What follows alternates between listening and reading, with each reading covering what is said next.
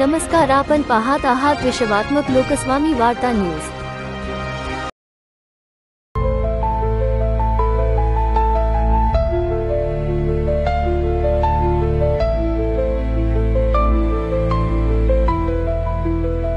गोव्यामध्ये 3 दिवसाचा 17, 18 आणि 19 मे रोजी सनातन राष्ट्र शंखनाद महोत्सव यशस्वीरित्या संपन्न झालेला आहे। या कार्यक्रम यशस्वी होण्यासाठी ज्यांनी हातभार लावला, प्रशासकीय सेवेतले अनेक अधिकारी, पोलीस, पत्रकार या सर्वांचे आम्ही मनपूर्वक आभार व्यक्त करतो।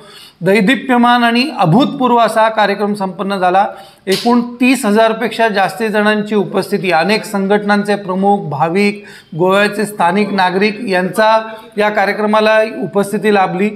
सर्वांची मागणी आहे, माननीय मुख्यमंत्र्यांपासून सर्वसामान्य व्यक्तींपर्यंत सांगितलं की असा कार्यक्रम पुन्हा गोव्यामध्ये ठेवला पाहिजे, संपूर्ण भारतामध्ये ठेवला पाहिजे।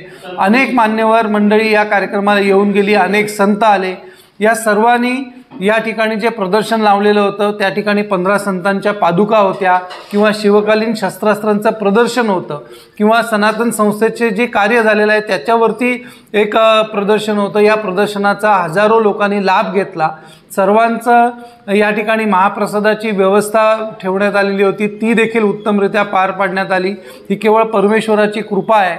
आणि या कार्यक्रमाचं सर्वात महत्त्वाचं वैशिष्ट्य म्हणजे हा कार्यक्रम यशस्वी होण्यासाठी 23 देशांमधून अनेक मान्यवर मंडळी आलेली होती।